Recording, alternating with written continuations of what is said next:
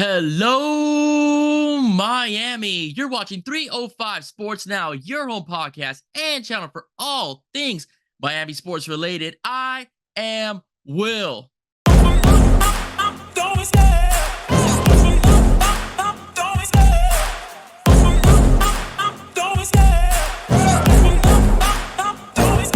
I love the chase and the hunt, and I set the pace when I'm running. I always take what I want and I always give it 100. Don't need a bank, no, I'm funded. Play the game like it's nothing. I'm always thankful for something. Don't take for granted, stay humble. Now wake up, it's time to look at the enemy. Look in the mirror if he is no friend to me.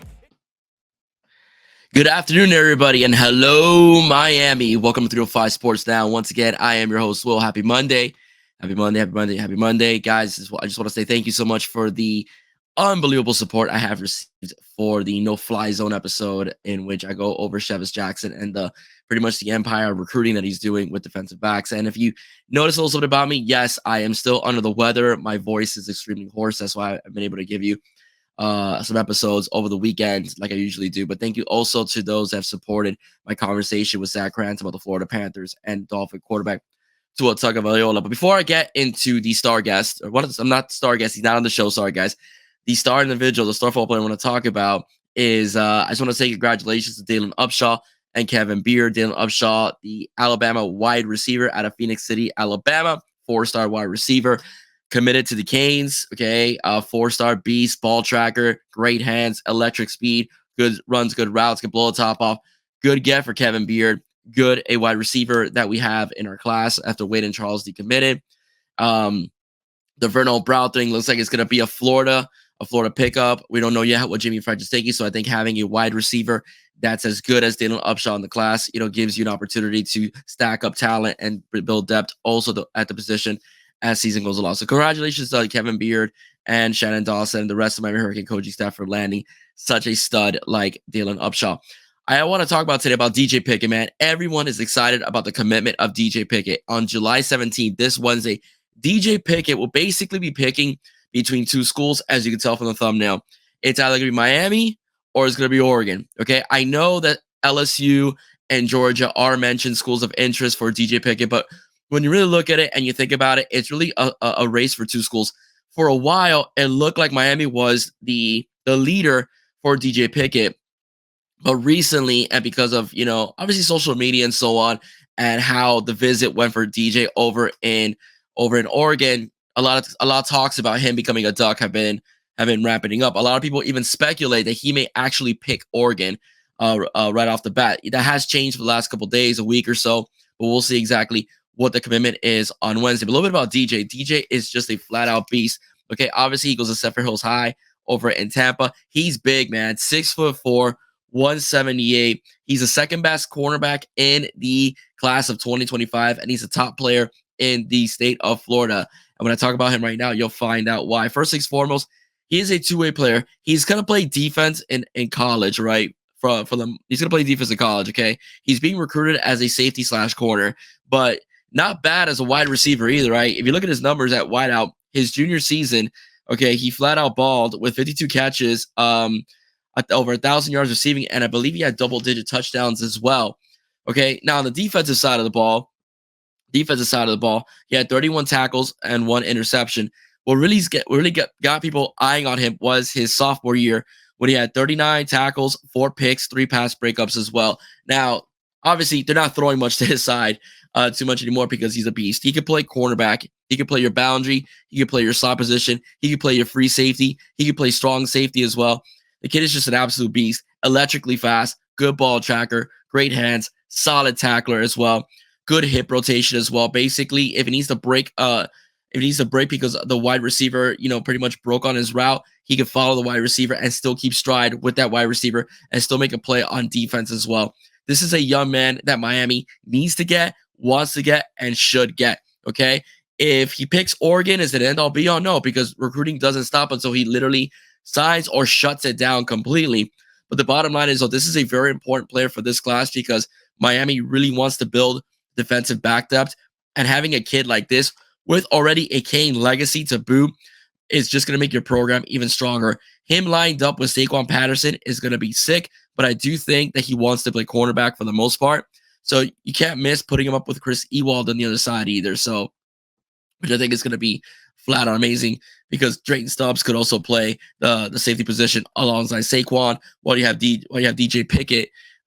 Drake Stubbs playing alongside Saquon, and then you have DJ Pickett playing alongside Chris Ewald at corner, and whatever mix they want to throw in there as well. This Lance Guidry and the rest of the coaching staff for the Miami Hurricanes. So I'm really excited. I think he's going to be a Cane. I'll be honest with you. There was a lot of trend to Oregon. He looked like he enjoyed his visit. They took, some good promos for him over at Oregon, like they do here in Miami as well. But I do think that in the end, he's going to pick Oregon. He's going to pick Miami. He's going to pick Miami just because he likes what Miami's doing. Miami is showing a lot. I think he also might have moved up his commitment date because this is a very strong defensive back class. So Miami may pick up another guy, and there may not be room for DJ to come to the Canes, or who knows, or maybe he's doing it because he wants to just shut down his recruitment and pick Miami just because he wants to shut down his recruitment, get it over with. Because originally the date was October 5th, that he was going to commit October 5th, okay? He moved it up to July 17th. But I do think he's going to pick Miami. It's pointing that way. A week ago, I might have said Oregon just because of what you're hearing a lot of the pundits say. But what really bothers me is what a lot of people say is why he's picking Miami. Would pick Miami. Money is not a factor for this kid. This kid is not, yes, he does want to be well compensated like most of the athletes coming out of high school today. But he wants to go to a school that's going to develop him. And he also wants to go to a school that he's going to play right away. And you can't go wrong with either school, right? And also he's gonna have some familiarity with I think his teammates as well because the whole Florida thing. So that's why I think he's gonna pick Miami. But if he is to pick Oregon, it's not a bad pick either. Why? Because Dan Lanning is building something really good over there, and Phil Knight has said that he is going to back up basically his own personal Bringstrup and give as much NIL as possible. All right, to get a championship. Okay. So what brings me to that is when people say he's going to pick Miami because of NIL, that really pisses me off. And it really pisses me off and it bothers me when these irresponsible pundits and beat writers write that if he goes to Miami, it's a money grab. I can't stand the fact that these schools, some of their fan bases and some of the voices within their fan bases and their 247 guys, their locked on guys, their beat writers, whatever, and in general, when they say, oh, he's going to Miami for money. First things foremost, a lot of schools dish out NIL. Justin Cooper from Scoop Duck said, if Miami makes a push, put $ signs on, you can look it up. It's easy to find. Said, basically insinuated that if DJ Pickett picks Miami, it's because, hey, you know what? The money's good. When your most famous alum, Phil Knight, the founder of Nike, the owner of Nike, said he'll do whatever it takes NIL-wise, financially to make sure that Oregon delivers a championship before he basically dies. So for someone like that individual from Oregon, Justin Tucker, Justin Tucker, no, that's the kicker for Oregon. Justin Hopkins, there we go. Totally butchered the guy's name. Justin Hopkins from Scoop Duck Publisher, okay? I think it's a 247 outlet. He writes stuff like that. It's just disingenuous and it's dishonest and it's hypocritical. Because if you look at Miami's NIL, they don't match NIL with schools like, let's say, Texas or even Ohio State that's accused Miami of buying players. We went through the same crap with Jeremiah Smith last year. All right. Oh, if he goes to Miami, it's a money thing. Remember that 247 guy that said that it's because his mom's broke if he picks Miami, when evidence came out that I think it was out of On3 that Ohio State gives more money in NIL than Miami does. So I don't understand why these people could just think that you can't find out that information and try to gaslight listeners and viewers that Miami's this grand money pit and everybody else is just fighting for scraps. Oregon is wealthy. Texas is wealthy. A&M is wealthy. OSU is wealthy. Michigan is wealthy. Okay? Those schools have the Alabama is wealthy. Georgia is wealthy. Those schools have the capabilities if they want to offer a 5-star recruit money, they could do it. They have the capabilities of doing so. and they've done it. And on this show, those are the rules. Good for them. Do I believe that there should be a bit more financial structure to the way NIL is done? Absolutely. But at the moment, it is what it is. It is what it is. If DJ Pickett picks Miami, it doesn't necessarily means that it's NIL. Okay? There's other factors at play. If he picks Oregon, it doesn't mean that it's NIL. There's other factors at play too. Get it through your head. You disingenuous hypocrites. Get it through your head. Not every kid solely picks a school because of money. DJ Pickett wants to play and be developed so he can go to the next level. Okay? And there's a legacy with Miami. He has family here and family that played here at the U. Get it through your head. Stop it. You look foolish. Stop it. Enough is enough.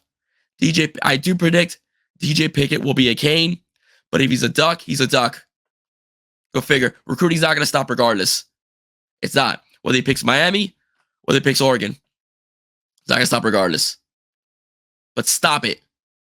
Stop with the whole, it's a bag thing, oh, Miami. Stop it. Stop it. Okay? Ladies and gentlemen, commitment is July 17th. All right. So hope he's a Cane. I think he will be a Cane. I think the family pool and what Miami's building is attractive to DJ Pickett. So I think he's gonna end up in green and orange. Okay, all the way through. Ladies and gentlemen, if you like what you heard, please do not forget to like, share, and subscribe to the 5 Sports Now. Once again, I am Will. Stay safe. God bless you soon. All about you guys. Bye-bye. Take care.